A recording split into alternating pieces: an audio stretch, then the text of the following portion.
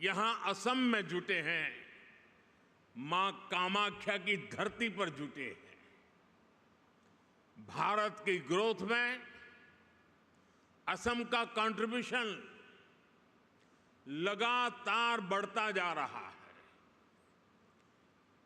2018 में advantage Assam summit का पहला एडिशन आयोजित हुआ था।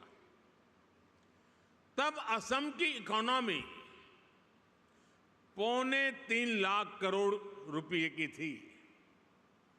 आज असम करीब 6 लाख करोड़ रुपए की इकोनॉमी वाला राज्य बन गया है।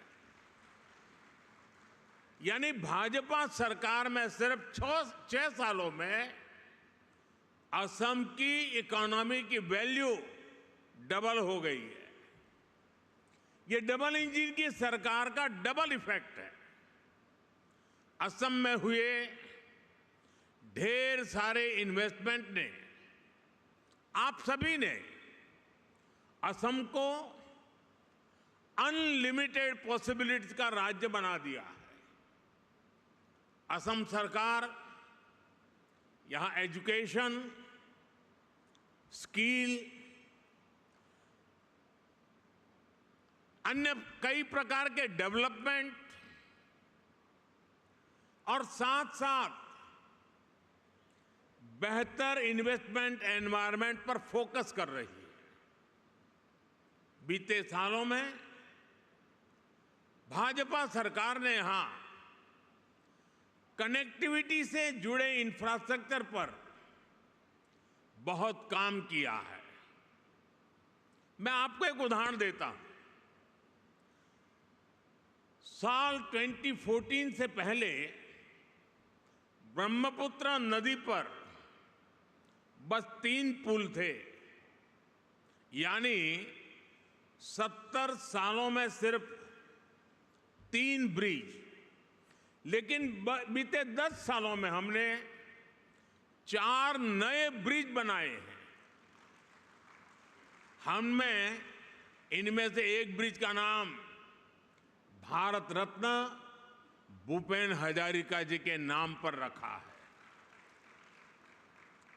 असम को 2009 से 2014 के बीच रेल बजट में औसतन 2100 करोड़ रुपए मिले थे।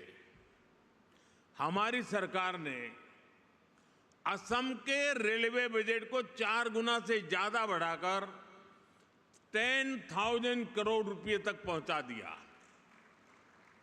असम के 60 से ज्यादा रेलवे स्टेशन को भी मॉडर्नाइज किया जा रहा है। आज गुवाहाटी से न्यू जलपाईगुड़ी के बीच नॉर्थ ईस्ट की पहली सेमी हाई स्पीड ट्रेन चल रही है।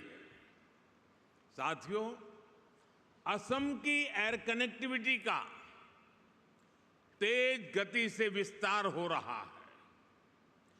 2014 तक यहां सिर्फ 7 रूट्स पर फ्लाइट्स ऑपरेट होती थी। अब करीब करीब 30 रूट्स पर फ्लाइट्स चलने लगी है।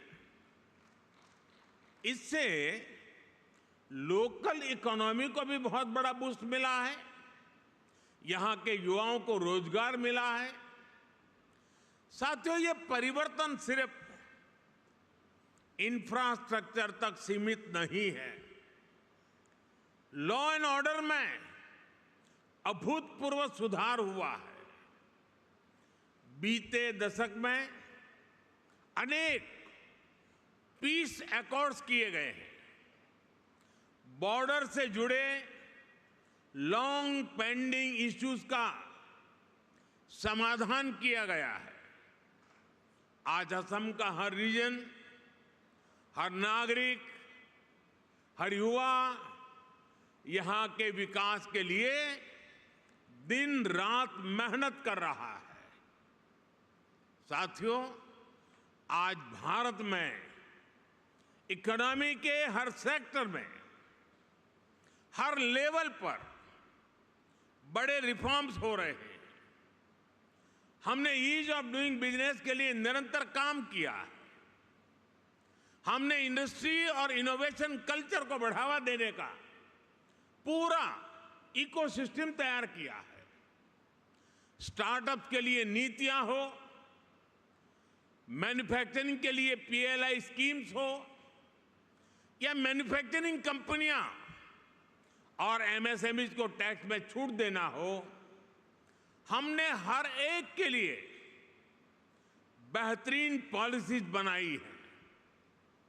सरकार देश के इंफ्रास्ट्रक्चर पर भी बहुत बड़ा इन्वेस्टमेंट कर रही है। इंस्टीट्यूशनल रिफॉर्म, इंडस्ट्री, इंफ्रास्ट्रक्चर और इनोवेशन का यही कॉम्बिनेशन भारत की प्रगति का आधार है। और इसलिए इन्वेस्टर्स भी देश के पोटेंशियल को, उनकी और देश की प्रगति की पॉसिबिलिटीज को बदलता हुआ देख रहे हैं। और इस प्रगति